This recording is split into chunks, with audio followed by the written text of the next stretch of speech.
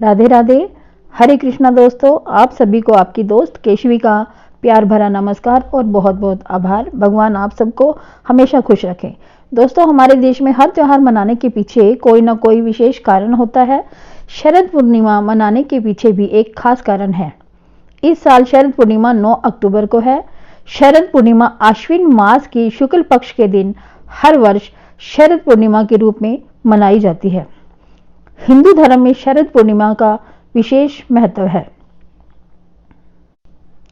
शरद पूर्णिमा को कोजागरी पूर्णिमा के नाम से भी जाना जाता है।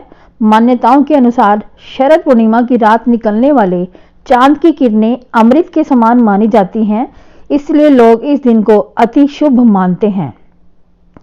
ऐसा माना जाता है कि इस रात माता लक्ष्मी पृथ्वी पर भ्रमण करने के लिए आती है, इसलिए लोग इस दिन लक्ष्मी माता के भोग के लिए खीर भी बनाते हैं। साथ ही मां लक्ष्मी को प्रसन्न करने के लिए लोग विधि विधान के साथ पूजा भी करते हैं। हिंदू धर्म की मान्यताओं के अनुसार शरद पूर्णिमा पर भगवान श्री कृष्ण ने 9 लाख गोपियों के साथ कई सारे रूपों में महारास रचाया था, इसलिए इस रात का खास महत्व है। आपको बता दें कि शरद पूर्णिमा की रात पर महर्षि च्यवन को आरोग्य का पाठ और औषधि का ज्ञान अश्विनी कुमारों ने ही दिया था। इस कारण से अश्विनी कुमार अयोग्य के दाता हैं और पूर्ण चंद्रमा अमृत का स्रोत माना जाता है। साथ ही शरद पूर्णिमा पर उत्तर भारत के ज्यादातर लोग अपनी छत पर खीर बनाकर इसलिए रखते हैं ताकि अमृत, जो चंद्रमा की अमृत की बूंदें भोजन में, खीर के भोजन में समा जाए। ऐसा माना जाता है कि इसके बाद खीर खाने से समस्त रोग दूर हो जाते हैं। आपको बता दें कि शरद पूर्णिमा पर अविवाहित कन्याएं भी व्रत रखती हैं और चंद्र देव की पूजा अर्चना करके व्रत समाप्त करती हैं। ऐसा माना जाता है कि इस तरह के व्रत करने पर कन्याओं को मन चाहे वर की प्राप्ति होती है। शरद पूर्णिमा पर माता लक्ष्मी अपने वाहन उल्लू पर सवार होकर आती है और लोगों की मनोकामनाओं को पूरा करती है। कई लोग माता लक्ष्मी को प्रसन्न करने के लिए उनका विशेष पाठ भी करते हैं। इन सभी कारणों की वजह से शरद पूर्णिमा की रात को बेहद खास बताया जाता है। चलिए दोस्तों, अब जानते हैं शरद पूर्णिमा की पौराणिक कथा के बारे में। शरद पूर्णिमा की पौराणिक कथा भगवान श्री कृष्ण द्वारा गोपियों संग महारास रचाने से तो जुड़ी ही है, लेकिन इसके महत्व को बताती एक अन्य कथा भी है जो इस प्रकार है। मान्यता अनुसार बहुत समय पहले एक नगर में एक साहूकार रहता था। उसकी 2 पुत्रियां थीं।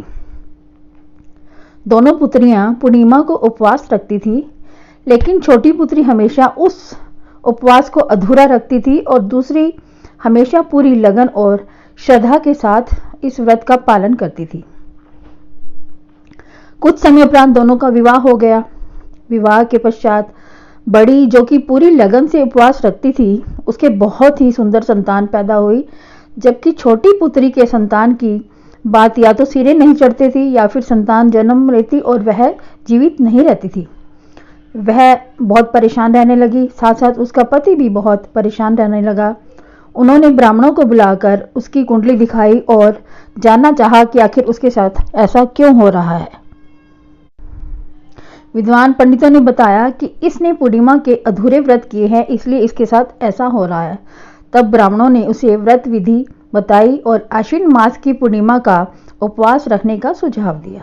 इस बार उसने विधि पूर्वक व्रत रखा, लेकिन इस बार संतान जन्म के पश्चात कुछ दिनों तक ही जीवित रही।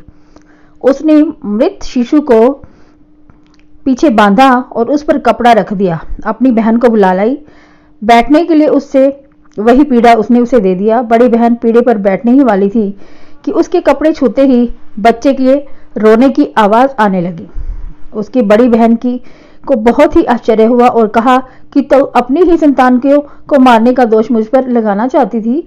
अगर इसे कुछ हो जाता। तब छोटी ने कहा कि यह तो पहले से मरा हुआ था, आपके प्रताप से ही यह जीवित हुआ है। बस फिर क्या था, पूर्णिमा व्रत की शक्ति का महत्व पूरे नगर में फैल गया और नगर में विधि विधान से हर मनुष्य उपवास रखने लगा और इसकी वहां राजकीय घोषणा भी कर दी गई। तो दोस्तों अब जानते हैं कि पूर्णिमा व्रत और इसकी पूजा करने की विधि क्या है।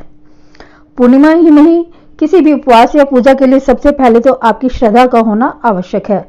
सच्चे मन से पूर्णिमा के दिन स्नान के पश्चात तांबे अथवा मिट्टी के कलश की स्थापना कर उसे इस कपड़े से ढक दें। उसके बाद माता लक्ष्मी की प्रतिमा स्थापित करें। यदि आप समर्थ हैं तो स्वर्णमयी प्रतिमा भी रख सकते हैं। सायकाल में चंद्रोदय के समय सामर्थ्य अनुसार सोने, चांदी या मिट्टी से बने घी के दिए जलाएं। 100 दिए जलाएं तो बहुत ही अच्छा रहेगा। प्रसाद के लिए आप घी युक्त खीर बना सकते हैं। चांद की चांदी में इसे रखें। लगभग 3 घंटे के पश्चात माता लक्ष्मी को यह खीर अर्पित करें। सबसे पहले किसी योग्य ब्राह्मण या फिर किसी जरूरतमंद अथवा घर के बड़े बुजुर्ग को यह खीर प्रसाद के रूप में दें। भगवान का भजन कीर्तन करते हुए रात्रि जागरण करें। सूर्योदय के समय माता लक्ष्मी की प्रतिमा विद्वान ब्राह्मण को अर्पित करें। तो दोस्तों यह थी व्रत की विधि कि शरद पूर्णिमा का व्रत कैसे रखते हैं, पौराणिक कथा और व्रत का महत्व क्या है। दोस्तों मुझे उम्मीद है कि यह जानकारी आपको बहुत उपयोगी लगी होगी। अगर आपको यह जानकारी उपयोगी लगी है तो कृपया इसे अपने दोस्तों के साथ शेयर जरूर करें और साथ ही साथ मेरे चैनल को सब्सक्राइब भी जरूर करें और बेल आइकन दबा दें ताकि मेरी आने वाली सभी वीडियोस की नोटिफिकेशन आपको मिलती रहे। तो अब आपसे अगली वीडियो में फिर से मुलाकात होगी। तब तक अपनी दोस्त केशवी को आज्ञा दीजिए। राधे राधे, हरे कृष्णा, ओम नमो भगवते वासुदेवाय नमः।